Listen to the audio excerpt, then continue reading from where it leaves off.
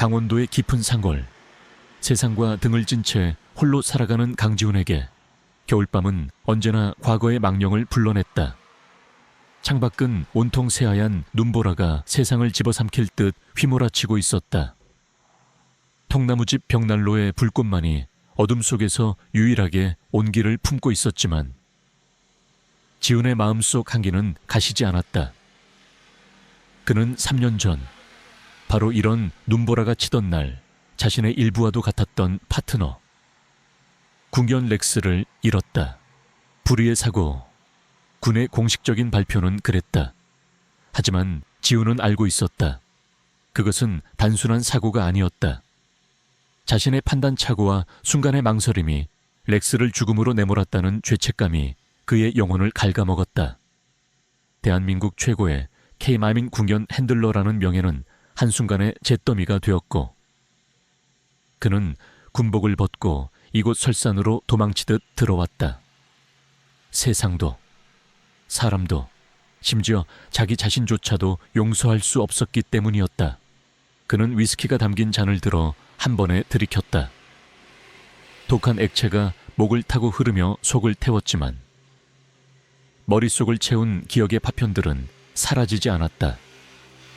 렉스의 마지막 비명, 피에 젖은 하얀 눈밭, 그리고 자신을 향하던 동료들의 차가운 시선, 모든 것이 어제 일처럼 생생했다. 바로 그때였다. 거친 눈보라 소리를 뚫고 희미한 소리가 들려왔다. 처음에는 바람 소리나 나뭇가지가 부러지는 소리이겠거니 했다. 하지만 소리는 점차 선명해졌다. 그것은 동물의 울음소리였다. 그것도 아주 어리고 겁에 질린 필사적인 강아지의 낑낑거림이었다. 지훈은 미간을 찌푸렸다. 이 깊은 산속에, 이 미친 눈보라 속에 웬 강아지란 말인가. 멧돼지나 고라니 같은 야생동물이라면 모를까. 그는 애써 무시하려 했다. 이제 그는 세상사에 관여하고 싶지 않았다. 하지만 귓가에 맴도는 애처로운 소리는 그의 다친 마음을 집요하게 두드렸다. 그 소리는 마치 3년 전 렉스가 자신에게 보내던 마지막 신호처럼 들려왔다. 결국 지훈은 자리에서 일어섰다. 벽에 걸린 낡은 사냥용 외투를 걸치고 선반 위에 놓여있던 묵직한 손도끼를 집어들었다. 문을 열자 칼날 같은 바람이 그의 뺨을 핥히었다. 한 치 앞도 분간하기 어려운 눈보라 속에서 그는 오직 소리가 들려오는 방향으로 발걸음을 옮겼다. 얼마나 걸었을까? 숲속 깊은 공터에 다다랐을 때 지훈은 자신의 눈을 의심했다. 손전등 불빛 아래 작고 검은 털 뭉치 하나가 하얀 눈밭 위에서 사시나무처럼 떨고 있었다. 아직 태어난 지 몇 달 되지 않아 보이는 점원 셰퍼드 강아지였다. 그리고 그 강아지를 중심으로 3명의 남자가 원을 그리며 천천히 포위망을 좁혀오고 있었다. 그들은 평범한 사냥꾼이 아니었다. 머리부터 발끝까지 방한 기능이 뛰어난 검은색 특수장비를 착용하고 있었고 손에는 마취총으로 보이는 총기를 들고 있었다. 그들의 움직임은 조용하고 절도 있었으며 눈빛에서는 사냥의 유의가 아닌 냉혹한 목적성만이 느껴졌다. 거기서 멈춰!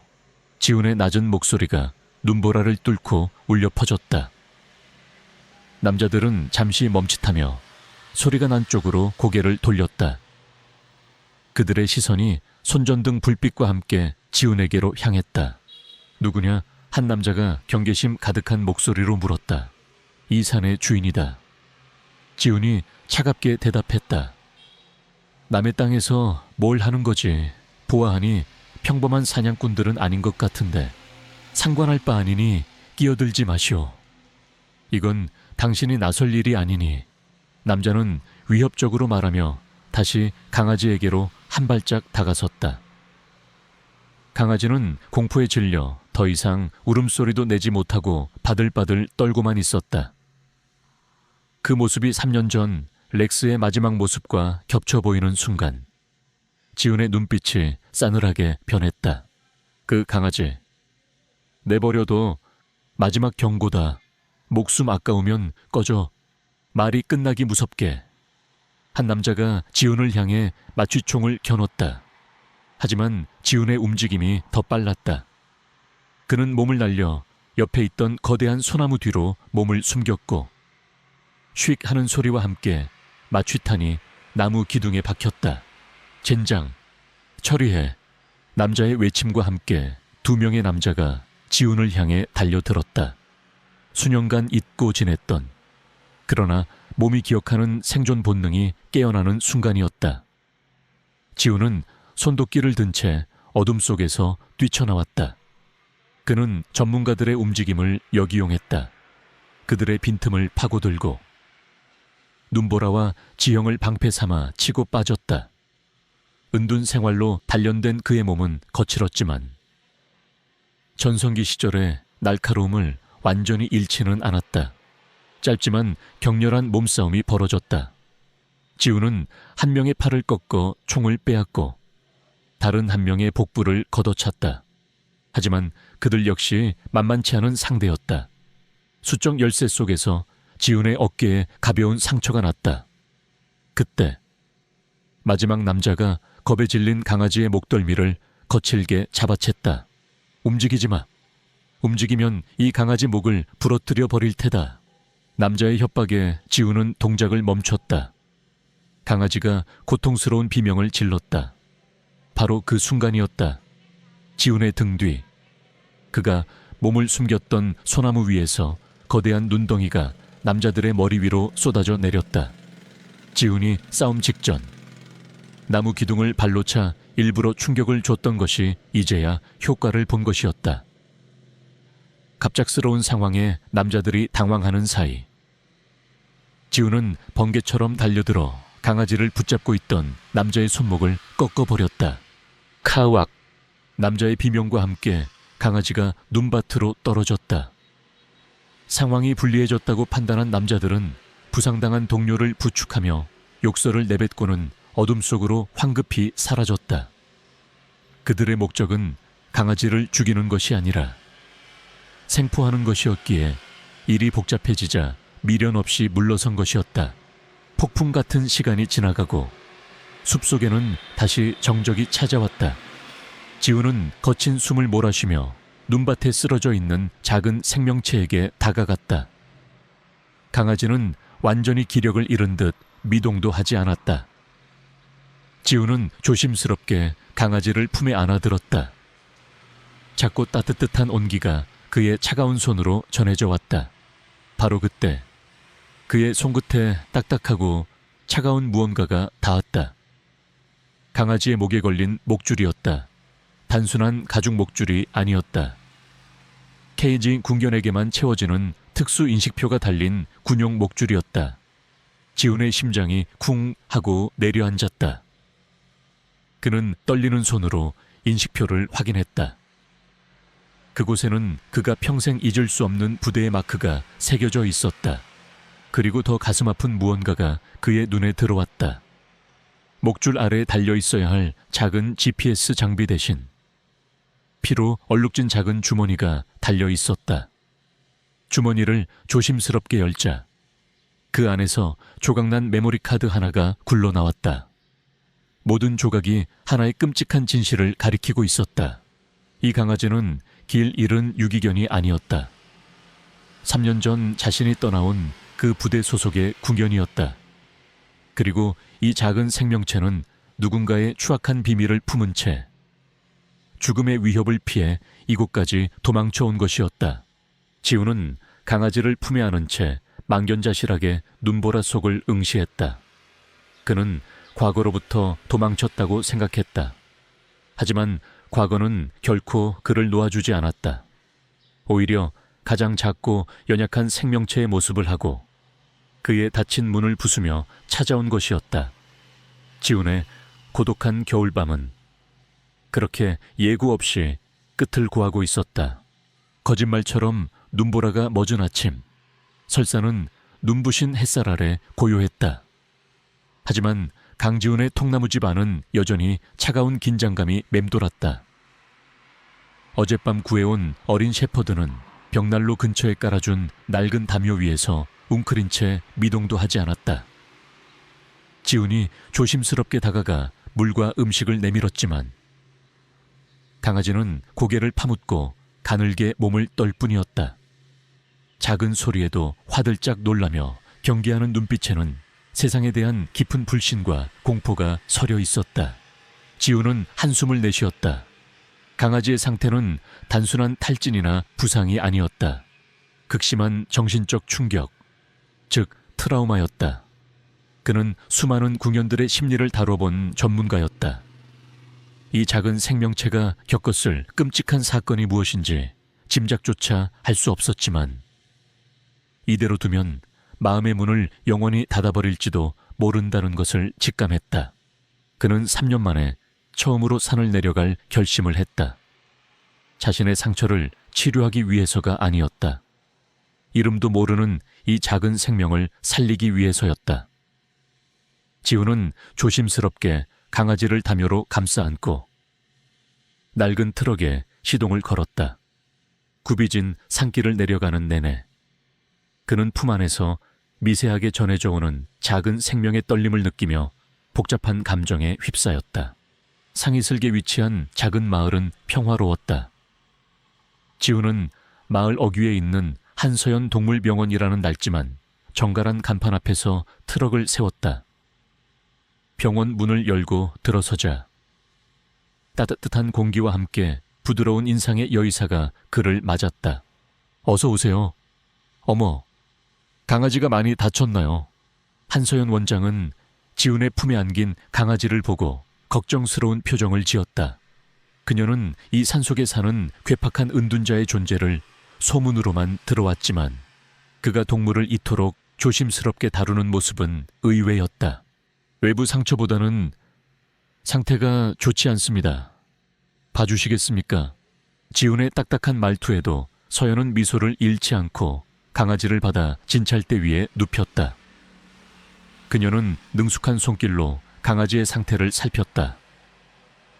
다행히 골절이나 심각한 외상은 없었지만 심한 탈수와 영양실조 상태였고 온몸에는 정체를 알 수 없는 미세한 찰과상이 가득했다. 몸에 난 상처는 심하지 않지만 정신적인 충격이 아주 큰 것 같아요. 혹시 이 아이에게 무슨 일이 있었는지 아시나요? 서연이 조심스럽게 물었다. 지훈은 잠시 망설이다가 어젯밤의 일을 간략하게 설명했다. 사냥꾼들에게 쫓기고 있었다는 말에 서연의 표정이 굳어졌다. 그녀는 강아지의 털에 묻어있는 이물질을 채취하며 고개를 갸웃거렸다. 이상하네요.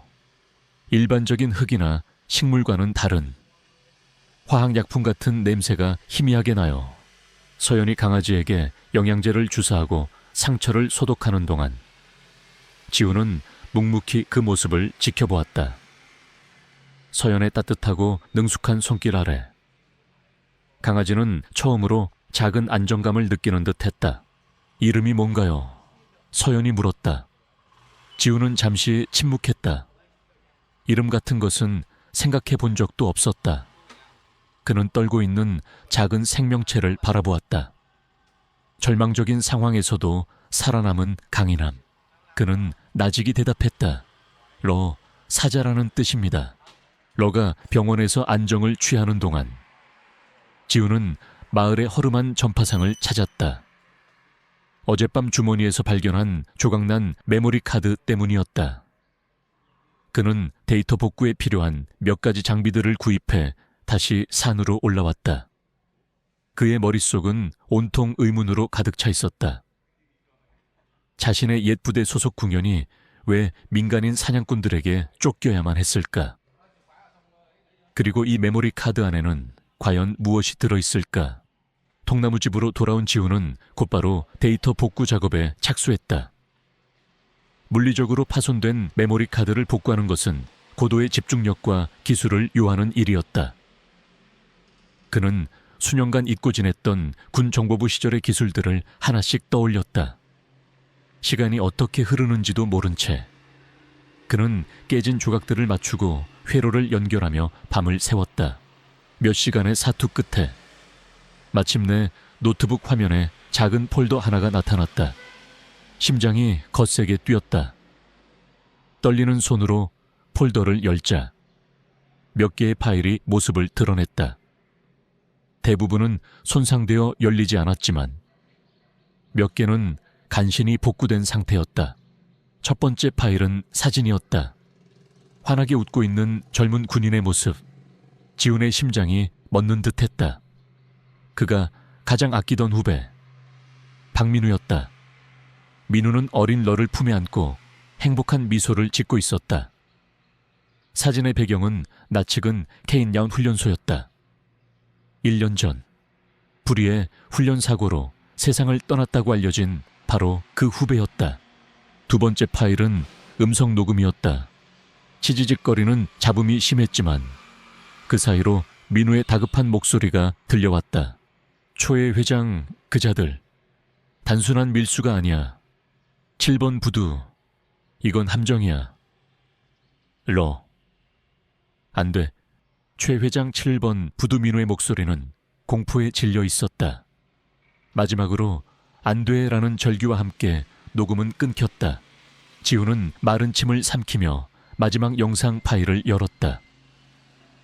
러의 목줄에 달린 소형 카메라로 찍힌 영상인 듯했다. 화면은 온통 어둠 속에서 거칠게 흔들렸고 들리는 것은 민우의 거친 숨소리와 정체 모를 남자들의 위협적인 목소리뿐이었다. 그리고 그 순간 화면이 잠시 땅을 비췄다. 칠흑 같은 어둠 속에서 들려온 한 발의 총성, 그리고 크 하는 민우의 마지막 비명. 화면은 그대로 바닥으로 곤두박질 치며 끝이 났다. 하이드. 지훈은 온몸의 피가 차갑게 식는 것을 느꼈다. 사고가 아니었다. 명백한 살인이었다. 그의 사랑하는 후배는 훈련 중 사고로 죽은 것이 아니라 무언가를 파헤치다 잔인하게 살해당했던 것이다. 그리고 러는 그 모든 것을 목격한 유일한 생존자였다. 어젯밤의 사냥꾼들은 바로 이 증거를 인멸하기 위해 러를 쫓았던 것이다. 지훈은 부들부들 떨리는 손으로 얼굴을 감쌌다. 3년 전 렉스를 잃었던 죄책감과는 다른 차가운 분노가 그의 온몸을 휘감았다. 후배의 억울한 죽음을 외면할 수 없었다. 정의를 위해서가 아니었다. 이것은 그의 남은 삶을 걸어야 할 죽은 동료와 살아남은 작은 생명체에 대한 최소한의 도리였다. 그는 노트북 화면에 떠있는 박민우와 러의 사진을 오랫동안 응시했다. 사진 속에서 환하게 웃고 있는 두 생명. 이제 하나는 차가운 땅 속에 묻혔고 다른 하나는 끔찍한 기억에 갇혀 떨고 있었다. 지훈의 눈빛이 변했다. 더 이상 과거에 얽매여 살아가는 무기력한 은둔자는 없었다. 그의 눈에는 3년 전 잃어버렸던, 아니 스스로 외면했던 날카롭고 차가운 빛이 되살아나고 있었다. 그의 고독한 복수는 이제 막 시작되려 하고 있었다. 서울의 한 고급 호텔 스위트룸. 담배 연기가 자욱한 방 안에서 한 남자가 으르렁거리는 목소리로 전화를 받고 있었다. 그는 최 회장의 충실한 오른팔이자 그의 모든 더러운 일을 처리하는 해결사 김 실장이었다.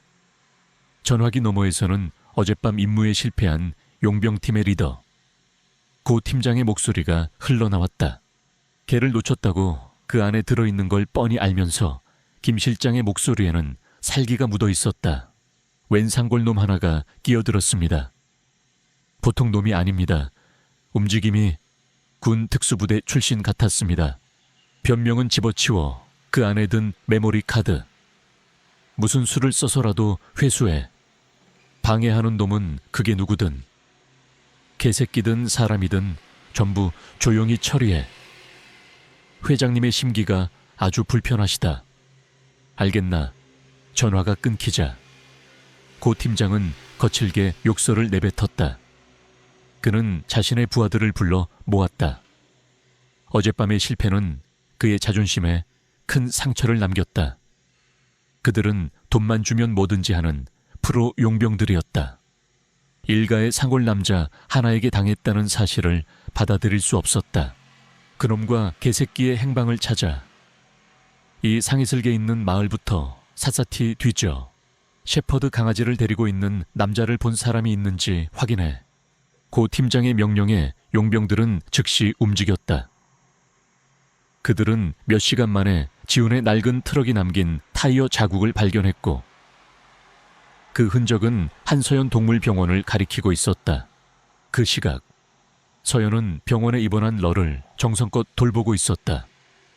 러는 여전히 사람의 손길을 두려워했지만 서연의 따뜻한 보살핌 덕분인지 조금씩 안정을 찾아가고 있었다. 그때 병원 문이 열리며 험악한 인상의 남자 2명이 들어섰다. 고 팀장과 그의 부하였다.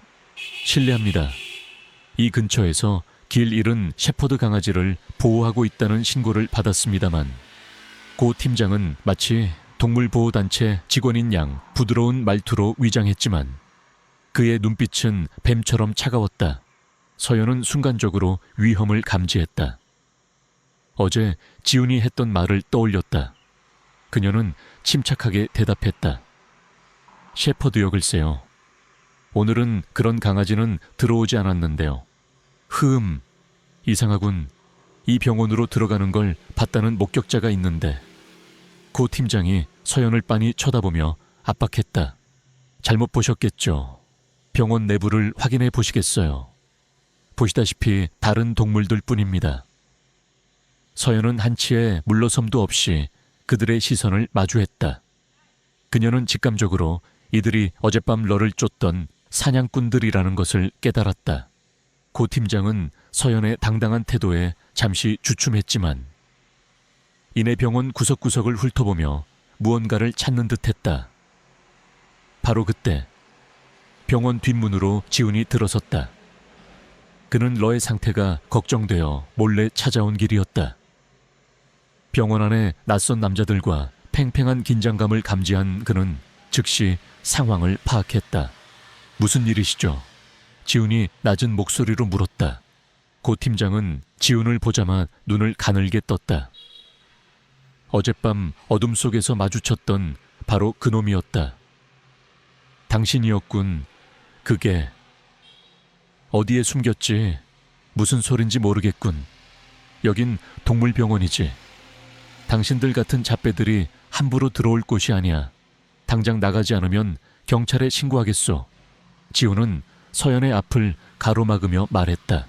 일촉즉발의 상황. 하지만 고 팀장은 이곳에서 소란을 피우는 것이 현명하지 않다고 판단했다. 그는 비릿한 미소를 지으며 말했다. 좋아. 오늘은 이만 물러가지. 하지만 명심해둬. 내 놈이 뭘 숨기고 있든 우린 반드시 찾아낼 테니. 그들은 서늘한 경고를 남기고 병원을 떠났다. 그들이 사라지자 서연은 다리에 힘이 풀려 주저앉을 뻔했다. 지훈이 그녀를 부축했다. 괜찮습니까? 한 원장님, 네. 괜찮아요. 저 사람들이 알고 있습니다. 더 이상 이곳도 안전하지 않습니다. 러를 데려가야겠습니다. 지훈은 서연에게 자신과 러가 처한 상황의 일부를 설명해 주었다. 모든 것을 들은 서연의 얼굴은 하얗게 질렸지만 그녀는 두려워하기보다 분노했다. 어떻게 그런 끔찍한 일을? 제가 도울 일이 없을까요? 아니요. 한 원장님까지 위험에 빠뜨릴 수는 없습니다. 그저 러를 잠시 맡아주신 것만으로도 감사합니다. 이제부터는 저 혼자 하겠습니다. 지훈은 서연의 만류에도 불구하고 러를 데리고 병원을 나섰다. 그의 산속 오두막은 고립되어 있었지만 동시에 천혜의 요새이기도 했다. 그는 그곳에서 적들을 맞이할 준비를 해야 했다. 오두막으로 돌아온 지훈은 더 이상 은둔자가 아니었다. 그는 다시 전사로 돌아가고 있었다. 그는 집 주변에 날카로운 나무 함정을 파고 교묘한 위장 그물을 설치했으며 적의 접근을 알리는 원시적인 경보 장치를 만들었다. 그의 모든 움직임은 군시절 익혔던 생존술과 전술 지식을 바탕으로 한 것이었다. 러는 그런 지훈의 곁을 맴돌며 그가 하는 일을 유심히 지켜보았다. 마치 자신의 주인이 무엇을 준비하는지 알고 있다는 듯이 그날 밤 예상대로 적들이 찾아왔다. 고 팀장을 포함한 4명의 용병들이 어둠을 틈타 오두막을 포위했다. 그들은 소음기를 장착한 총으로 무장하고 전문적인 대형으로 천천히 접근해왔다. 하지만 그들의 움직임은 이미 지훈의 손바닥 안에 있었다. 러가 먼저 으르렁거리는 소리로 적의 접근을 알렸고 지훈은 어둠 속에서 숨을 죽인 채 그들을 기다렸다. 한 명이 지훈이 파놓은 함정에 빠져 비명을 질렀고 대열이 흐트러지는 순간 지훈의 방역이 시작되었다. 그것은 학살이 아닌 철저한 전술적 방어였다. 지훈은 어둠과 지형을 이용해 그들을 교란시켰다. 동쪽에서 소리를 내고 서쪽에서 공격했으며 나타났다가 사라지기를 반복했다. 용병들은 보이지 않는 적의 공격에 혼란에 빠졌고 서로에게 총구를 겨누는 어처구니 없는 상황까지 벌어졌다. 지훈은 그 틈을 놓치지 않고 접근해 2명을 더 무력화시켰다. 결국 고 팀장은 후퇴를 명령했다. 그는 팔에 부상을 입은 채 분노에 찬 눈으로 어둠 속의 오두막을 노려보았다. 젠장, 저놈은 그냥 산골 늙은이가 아니야. 반드시 대가를 치르게 해주겠다. 용병들이 물러간 후 지훈은 긴장이 풀린 몸으로 거친 숨을 내쉬었다. 어깨의 상처에서 피가 배어나왔다. 러가 다가와 걱정스러운 듯 그의 상처를 핥았다. 지훈은 러의 머리를 쓰다듬으며 나직이 말했다. 괜찮아. 러, 이제 시작일 뿐이야. 그는 오두막이 더 이상 안전하지 않다는 것을 깨달았다. 그들은 더 많은 인원과 장비를 동원해 다시 찾아올 것이다. 여기서 계속 방어만 하고 있을 수는 없었다. 이제는 공격에 나설 때였다. 그러기 위해서는 메모리 카드에 담긴 완전한 진실을 알아내야만 했다. 지훈의 눈빛이 책상 위에 놓인 노트북을 향했다. 그 안에 죽은 후배가 남긴 마지막 메시지가 그를 기다리고 있었다. 그의 복수는 이제 피할 수 없는 현실이 되어 그의 문 앞까지 찾아와 있었다. 지난밤의 총성은 강지훈의 오두막에 위태로운 평화를 깨뜨리고 냉혹한 현실을 각인시켰다. 그는 더 이상 숨어 지내는 은둔자가 될 수 없었다. 그는 이제 사냥감이 되었고 살아남기 위해서는 먼저 사냥꾼이 되어야 했다. 그러기 위한 유일한 무기는 책상 위에 놓인 조각난 메모리 카드뿐이었다. 그는 밤새도록 복구 작업을 시도했지만 물리적 손상이 너무 심해 더 이상 진전이 없었다.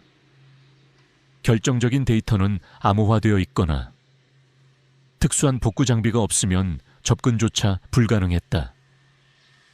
그는 자신의 한계를 인정해야 했다. 그리고 혼자서는 이 싸움에서 이길 수 없다는 것도. 지훈은 고뇌 끝에 산을 내려가 한서연을 다시 찾았다.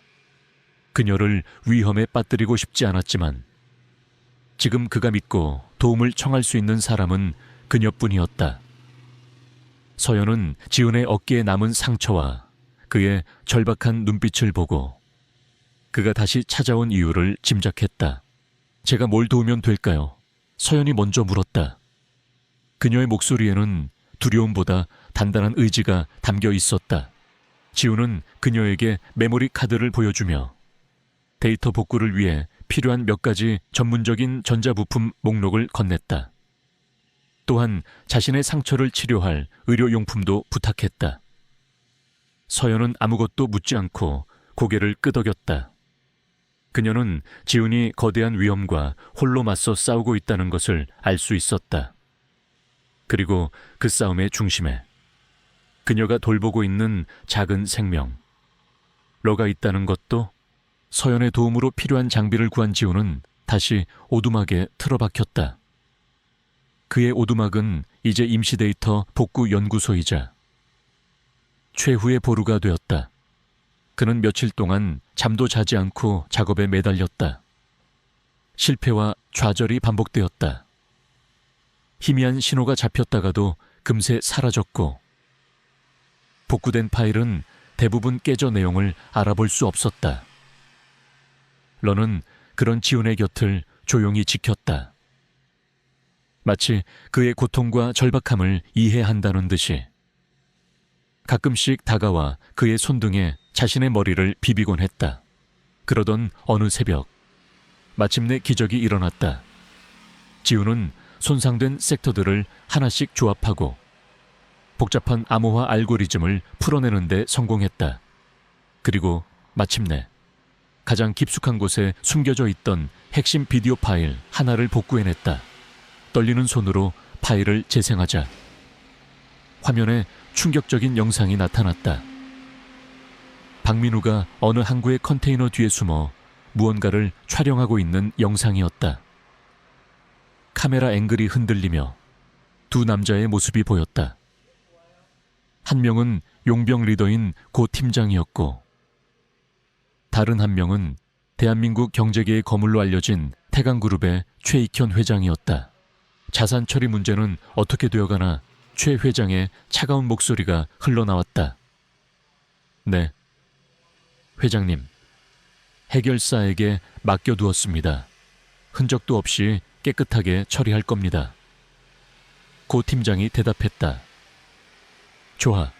그리고 7번 부두에 들어올 물건은 차질 없이 진행하고 이번 것만 성공하면 우리 앞길을 막을 것은 아무것도 없어. 그들의 대화는 명백했다. 자산 처리는 살인 청부를 의미하는 은어였고, 17번 부두의 물건은 거대한 밀수품이었다. 박민우는 그들의 범죄 현장을 목격하고 증거를 남기려 했던 것이다. 영상은 최 회장의 얼굴을 선명하게 클로즈업했다.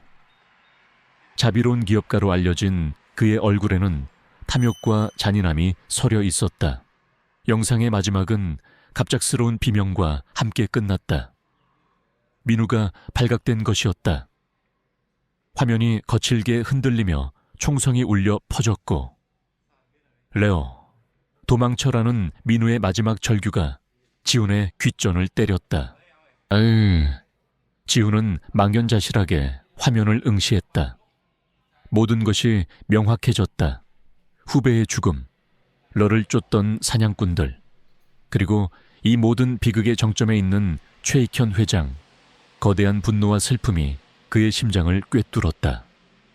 그는 자신의 무력함 때문에 후배를 지키지 못했다는 죄책감에 몸을 떨었다. 하지만 이제 슬픔에 잠겨 있을 시간은 없었다. 이 영상은 결정적인 증거였지만 민우의 시신이나 그가 숨겼을지 모를 또 다른 증거 없이만 간죄다. 없이는 최 회장 같은 거물을 법정에 세우기 어려울 수도 있었다. 그 모든 것을 알고 있는 유일한 존재는 바로 러였다. 지훈의 전략은 바뀌었다. 이제 기술자가 아닌 핸들러로서의 역할이 필요했다. 그는 러의 마음속에 봉인된 끔찍한 기억을 끄집어내야 했다. 하지만 강압적인 방법은 통하지 않을 터였다. 먼저 러의 상처를 치유하고 깊은 유대를 통해 신뢰를 쌓아야만 했다. 그날부터 지훈과 러의 특별한 훈련이 시작되었다. 지훈은 군 시절 사용했던 K9 교감 훈련법을 사용했다. 그는 민우의 유품 중에서 낡은 군복 조각을 꺼내 러에게 냄새를 맡게 했다. 러는 익숙한 주인의 채취에 처음에는 괴로운 듯 낑낑거렸지만 지훈의 부드러운 손길과 위로에 조금씩 반응하기 시작했다. 지훈은 레오와 함께 산을 올랐다. 그는 러를 강요하지 않고 그저 함께 걷고 함께 휴식을 취하며 러가 스스로 길을 찾도록 기다려 주었다. 그는 러의 작은 움직임 하나, 낑낑거리는 소리 하나에도 집중하며 그가 보내는 신호를 읽어내려 애썼다. 며칠이 지났을까? 그들의 유대감은 눈에 띄게 깊어졌다. 러는 더 이상 지훈을 두려워하지 않았고 오히려 그를 믿고 의지하기 시작했다. 그러던 어느 날 오후, 지훈은 오두막에 커다란 산악지도를 펼쳐놓고 다시 한번 민우의 옷 조각을 레어에게 보여주었다. 레어, 민우는 어디에 있니? 우리를 어디로 데려가고 싶었던 거야? 지훈이 나직이 묻자 놀라운 일이 벌어졌다. 러는 잠시 망설이더니 지도 위로 다가와 한 지점을 앞발로 꾹 눌렀다. 그곳은 일반 등산객의 출입이 금지된 험준한 절벽 지대였다. 악마의 눈물이라고 불리는 과거 여러 차례 실종 사고가 발생했던 위험한 곳이었다. 지훈의 심장이 거세게 뛰었다. 러가 가리킨 곳, 그곳에 박민우가 잠들어 있고 모든 진실이 숨겨져 있을 것이었다. 이제 그가 가야 할 길이 명확해졌다. 그것은 가장 위험한 곳으로 향하는 길이었지만 동시에 죽은 후배의 억울함을 풀고 이 지독한 복수를 끝낼 수 있는 유일한 길이기도 했다. 그는 러의 머리를 쓰다듬으며 결심을 굳혔다. 다음 날 새벽, 강지훈과 러는 악마의 눈물을 향한 여정을 시작했다. 그곳은 험준한 산세와 예측 불가능한 날씨 때문에 군부대조차 훈련을 기피하는 죽음의 땅이었다. 지훈은 등반용 로프와 생존에 필요한 최소한의 장비, 그리고 비상용 의료 키트를 챙겼다. 그는 떠나기 전 한서연에게 자신이 복구한 데이터가 담긴 USB를 맡겼다. 만약 48시간 안에 제가 돌아오지 않으면 이걸 경찰과 언론에 넘겨주십시오. 한 원장님께 위험한 부탁을 드려 죄송합니다. 서연은 말없이 USB를 받아들었다. 그녀의 눈에는 걱정과 함께 지훈에 대한 깊은 신뢰가 담겨 있었다. 반드시 살아서 돌아오세요. 레오와 함께 지훈은 고개를 끄덕이는 것으로 대답을 대신하고 러와 함께 어둠이 채 가시지 않은 상길로 들어섰다. 러는 더 이상 겁에 질린 어린 강아지가 아니었다. 그는 훈련받은 K9호의 후예답게 지훈의 옆에 바짝 붙어 주변을 경계하며 훌륭한 파트너 역할을 해냈다. 악마의 눈물로 향하는 길은 상상 이상으로 험난했다. 날카로운 바위들이 즐비한 능선을 넘고 발이 푹푹 빠지는 눈 덮인 협곡을 지나야 했다. 지훈은 수년간의 은둔 생활에도 불구하고 특수부대 시절의 감각을 잃지 않았다. 그는 지형을 읽고 가장 안전한 길을 선택하며 나아갔다. 러는 뛰어난 후각과 청각으로 눈 속에 숨겨진 위험, 예를 들어 불안정한 집안이나 야생동물의 접근을 미리 감지하여 지훈에게 알렸다. 그들은 마치 한 몸처럼 움직이며 서로를 의지했다. 얼마나 올랐을까? 러가 갑자기 한 지점에서 멈춰 서서 낮은 소리로 으르렁거리기 시작했다. 지훈은 즉시 몸을 낮추고 주변을 살폈다. 그의 예감은 틀리지 않았다. 멀지 않은 곳에서 그들을 추격해오는 팀장과 용병들의 모습이 보였다. 그들은 군용 수준의 장비로 무장하고 훨씬 더 빠른 속도로 거리를 좁혀오고 있었다. 들켰군. 서둘러야 해. 그때부터는 시간과의 싸움이었다. 지훈과 러는 필사적으로 발걸음을 옮겼다.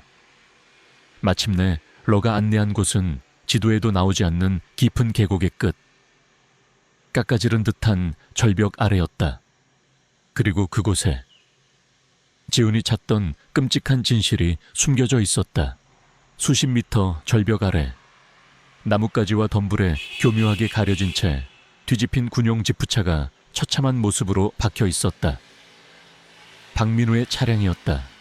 공식 보고서에는 훈련 중 길을 잃고 추락한 것으로 되어 있었지만 현장의 모습은 그것이 거짓임을 말해주고 있었다. 누군가가 의도적으로 추락시키고 사고처럼 위장해 놓은 것이었다. 지우는 로프를 이용해 절벽 아래로 내려갔다. 차갑게 식은 차체에서 그는 후배의 마지막 고통을 느끼는 듯했다. 그의 가슴은 슬픔과 분노로 미어지는 것 같았다. 그는 억지로 감정을 억누르고 민우가 남겼을지 모를 마지막 증거를 찾기 시작했다. 차량 내부는 이미 한번 뒤진 흔적이 있었지만 허술하기 짝이 없었다. 아마추어의 소행이거나 의도적으로 대충 수사한 것이 분명했다.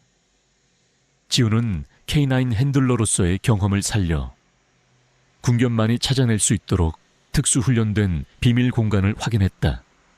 운전석 시트 아래 그가 민우에게 직접 가르쳐 주었던 바로 그곳에 작은 방수 파우치가 숨겨져 있었다. 파우치 안에는 또 다른 하드 드라이브와 번호폰, 그리고 최익현 회장의 비자금 흐름과 정관계 로비 내역이 상세히 적힌 비밀 장부가 들어있었다. 이것이야말로 최익현의 목을 겨눌 수 있는 결정적인 스모킹 건이었다. 지훈이 증거를 확보하고 절벽 위로 다시 올라온 순간 고 팀장의 무리들이 그들을 완전히 포위했다. 거기까지다. 강지훈, 이제 모든 게 끝났어. 순순히 그 물건을 넘기시지. 고 팀장이 조롱 섞인 목소리로 외쳤다. 이제 도망칠 곳은 없었다. 등 뒤는 천길 낭떠러지였고 앞에는 총구를 겨눈 적들이 있었다. 지훈은 러를 자신의 등 뒤로 보내고 용병들과 마주 섰다. 최익현이 보냈나 자기 무덤을 직접 파는군. 지훈이 차갑게 말했다. 입 다물어. 넌 그저 여기서 조용히 사라지면 그만이야. 내 후배 놈처럼 말이지. 고 팀장의 말이 끝나자마자 숲속 전체가 하나의 거대한 사냥터로 변했다. 지훈과 러는 다시 한번 생사를 건 추격전의 중심에 섰다. 하지만 이번에는 맹목적으로 도망치지 않았다. 지훈은 오히려 적들을 악마의 눈물, 가장 깊숙하고 위험한 곳으로 유인했다. 그는 숲의 모든 것을 무기로 삼았다. 썩은 나뭇가지를 이용해 함정을 만들었고 덩굴을 잘라 적들의 발을 묶었다. 러는 지훈의 살아있는 레이더였다. 그는 적들의 위치와 움직임을 정확히 파악하여 짖는 소리에 패턴을 달리하며 지훈에게 신호를 보냈다. 지훈이 동쪽에서 소란을 피우면 러는 서쪽에서 적의 시선을 끄는 식으로 완벽한 팀워크를 선보였다. 하지만 용병들의 숫자와 화력은 압도적이었다. 추격전이 계속될수록 지훈과 러는 체력적으로 한계에 부딪혔다. 그들은 어느덧 계곡의 거대한 폭포 앞에 다다랐다. 더 이상 도망칠 길은 없었다. 이제 도간에 든 쥐새끼 꼴이군. 고 팀장이 비열하게 웃으며 다가왔다. 용병들이 포위망을 좁혀오는 절체절명의 순간 지훈은 폭포 아래에 깊고 검은소 세이어를 바라보았다. 그리고 자신의 옆을 지키고 선 러를 바라보았다. 러의 눈빛에는 두려움이 아닌 주인을 향한 절대적인 신뢰만이 담겨 있었다. 마치 주인님과 함께라면 어디든 이라고 말하는 듯 했다. 지훈은 결심했다. 그는 마지막 남은 증거가 담긴 파우치를 러의 목줄 안쪽에 단단히 묶었다. 그리고 러의 귀에 나직이 속삭였다. 리오, 서연 씨에게 무슨 일이 있어도 뒤돌아보지 말고 어서. 그것은 명령이자 마지막 부탁이었다. 지훈은 러의 엉덩이를 힘껏 밀어 숲속으로 보낸 뒤 자신은 폭포 아래에 차가운 물속으로 몸을 던졌다. 모든 것은 최후의 도박이었다. 자신을 미끼로 던져 러와 증거를 살리려는 젠장놈을 놓치지 마. 개새끼부터 잡아. 고 팀장의 고함 소리를 등 뒤로 하며 지훈의 몸은 얼음장 같은 폭포수 아래로 가라앉고 있었다. 의식이 점점 희미해져 가는 와중에도 그의 머릿속에는 오직 하나의 생각뿐이었다. 레오, 꼭 살아남아야 해. 러는 뒤를 돌아보지 않았다. 주인의 마지막 명령은 그의 뼛속까지 새겨졌다. 그는 젖은 몸으로 차가운 숲을 미친 듯이 달렸다. 나뭇가지에 살이 찢기고 날카로운 돌부리에 발바닥이 상처 입었지만 고통을 느낄 새도 없었다. 그의 머릿속에는 오직 하나의 목표, 한서연의 동물병원으로 가야 한다는 생각뿐이었다. 그 길의 끝에 주인의 마지막 희망이 달려 있었다. 한편 폭포 아래로 몸을 던진 강지호는 얼음장 같은 물속에서 사투를 벌이고 있었다. 차가운 물이 폐를 찌르고 온몸의 감각이 마비되어 갔다. 하지만 그는 포기할 수 없었다. 이대로 죽는다면 박민우의 억울한 죽음도, 러의 희생도 모두 헛된 것이 되어버린다. 그는 마지막 남은 의지를 쥐어짜 물 밖으로 고개를 내밀고 거친 물살을 헤쳐 강기슭으로 헤엄쳐 나왔다. 젠장, 개새끼를 놓쳤다. 반은 마을 쪽으로 가서 개를 찾아 나머지는 강을 따라 놈의 시체를 수색해 강 상류에서 들려오는 고 팀장의 분노의 찬고함 소리가 희미하게 들려왔다. 지우는 자신이 시간을 벌었다는 것을 알았다. 하지만 그것도 잠시일 뿐. 그는 젖은 몸을 이끌고 다시 어둠 속으로 몸을 숨겼다. 그는 도망치지 않았다. 오히려 적들이 가장 예상하지 못할 곳, 모든 비극이 시작되었던 절벽 위의 범죄 현장으로 다시 향했다. 그곳에서 모든 것을 끝내야만 했다. 몇 시간이 흘렀을까? 러는 마침내 상이슬 마을에 도착했다. 녀석은 온몸이 상처투성이었지만 마지막 힘을 다해 한서연의 동물병원 문 앞에 다다랐고 그 자리에 쓰러졌다. 이른 새벽, 병원 문을 열던 서연은 피투성이의 러를 보고 경악했다. 그녀는 급히 러를 안으로 옮겨 응급처치를 하던 중 녀석의 목줄 안쪽에 단단히 묶여있는 방수 파우치를 발견했다. 파우치 안에는 지훈이 찾았던 비밀 장부와 하드 드라이브가 들어있었다. 그리고 그 순간 서연은 지훈이 돌아오지 못했음을, 그가 자신에게 마지막 증거를 보냈음을 직감했다. 그녀의 심장은 철렁 내려앉았지만 슬퍼하고만 있을 시간은 없었다. 그녀는 지훈이 맡겼던 USB와 레오가 가져온 증거들을 들고 결단을 내려야 했다. 부패했을지 모를 지역 경찰을 믿을 수는 없었다. 그녀는 과거 인연이 있었던, 강직하기로 소문난 언론사 기자에게 USB 속 영상을 전송했다. 그리고 동시에 러가 가져온 결정적 증거들을 가지고 경찰청 본청의 감찰 부서장에게 직접 달려갔다. 같은 시각 절벽 위의 범죄 현장. 지훈은 박민우의 차량 잔해를 이용해 마지막 덫을 놓고 있었다. 그는 부상당한 몸으로 적들을 기다렸다. 얼마 지나지 않아 고 팀장과 그의 부하들이 수색 끝에 지훈을 발견하고 포위해왔다. 끈질긴 놈. 결국 내 놈의 무덤도 내 후배 놈 옆이 되겠군. 고 팀장이 비웃으며 총을 겨눴다.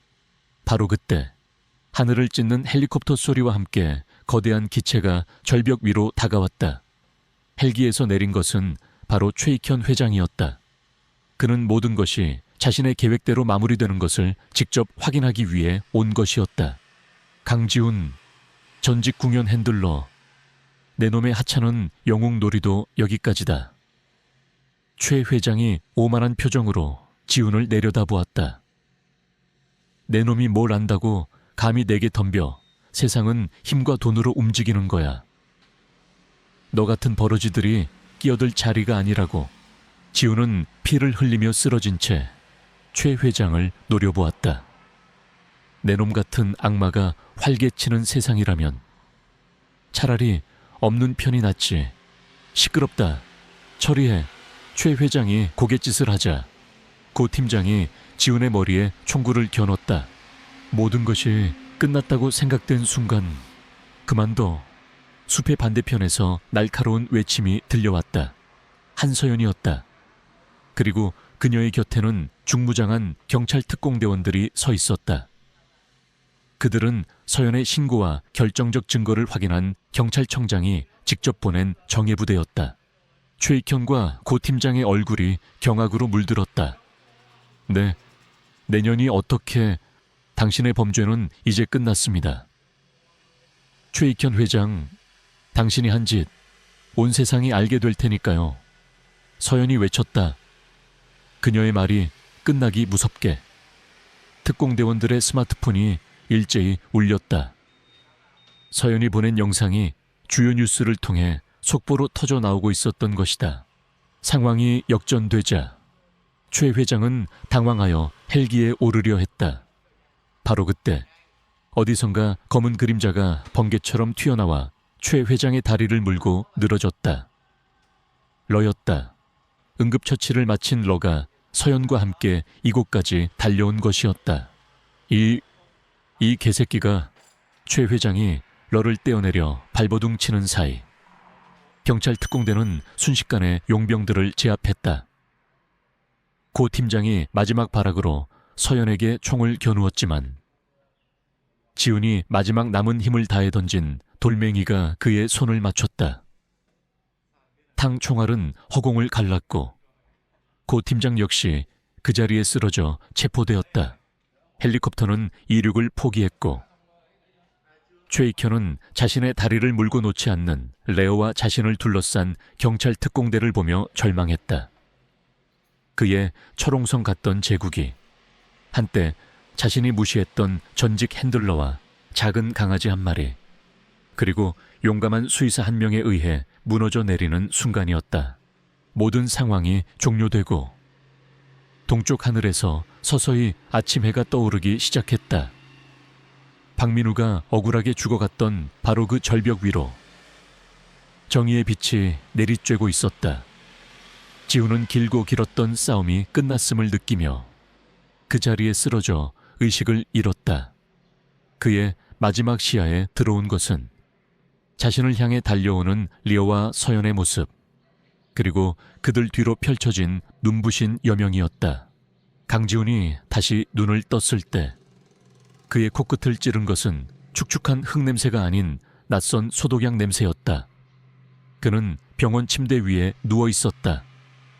창밖으로는 도시의 분주한 풍경이 보였다. 그의 곁에서는 한서연이 깜빡 잠이 들었다가 그의 기척에 놀라 고개를 들었다. 지훈 씨, 정신이 드세요. 그녀의 목소리에는 안도감이 가득했다. 지훈은 며칠 동안 의식을 잃었다는 것, 그리고 그 사이에 세상이 천지개벽 수준으로 변했다는 것을 서연의 설명을 통해 알게 되었다. 그가 목숨을 걸고 지켜낸 증거들은 대한민국을 뿌리부터 뒤흔들었다. 태강그룹 최익현 회장의 추악한 민낯과 그와 결탁한 정재계, 법조계의 검은 커넥션이 만천에 드러났다. 최익현과 그의 수하들은 모두 법의 심판대에 섰다. 그들이 저지른 살인, 마약 밀수, 뇌물 공여 등의 혐의는 명백했고 재판은 일사천리로 진행되었다. 특히 박민우 하사의 죽음이 단순 사고가 아닌 조직적인 살인 사건이었다는 사실이 밝혀지자 국민들은 경악과 분노를 금치 못했다.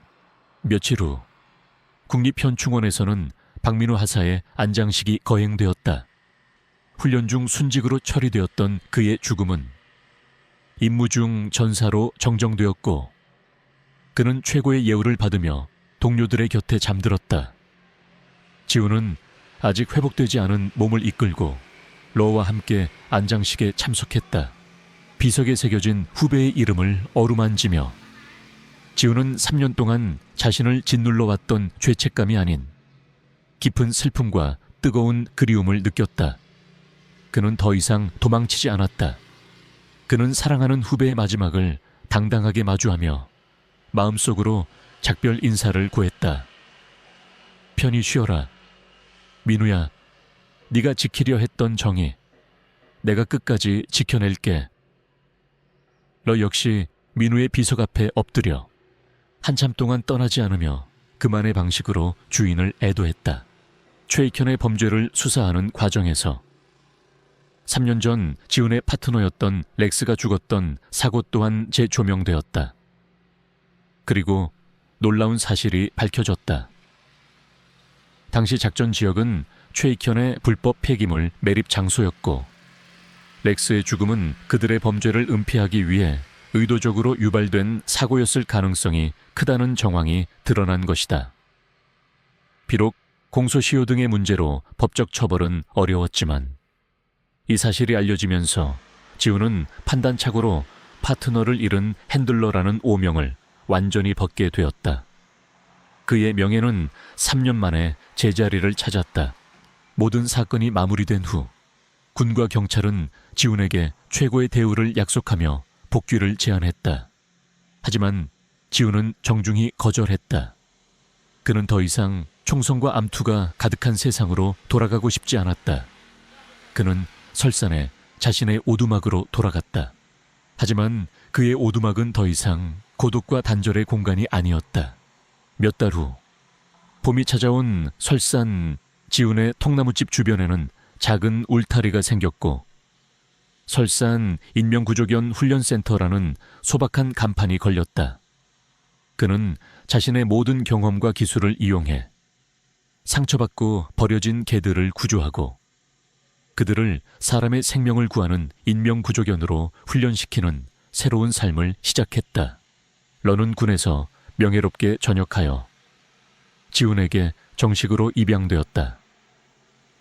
녀석은 이제 늠름하고 자신감 넘치는 청년견이 되어 훈련센터의 든든한 조교이자 지훈의 가장 믿음직한 파트너 역할을 해내고 있었다. 녀석의 눈에는 더 이상 과거의 공포가 아닌 새로운 삶에 대한 희망과 주인을 향한 무한한 신뢰가 가득했다. 한서연은 주말마다 훈련센터를 찾았다. 그녀는 다치거나 아픈 구조견들을 치료해 주었고, 지훈과 함께 훈련 프로그램을 개발하기도 했다. 두 사람은 굳이 말하지 않아도 서로의 마음을 이해하는 깊은 동반자가 되었다. 그들의 관계는 단순한 동료애를 넘어 함께 죽음의 문턱을 넘으며 싹튼 그 무엇보다 단단하고 애틋한 사랑으로 발전하고 있었다. 어느 화창한 봄날 오후, 지훈과 서연은 오두막 앞 흔들의자에 앉아 훈련장에서 다른 개들과 어울려 뛰노는 러의 모습을 평화롭게 바라보고 있었다.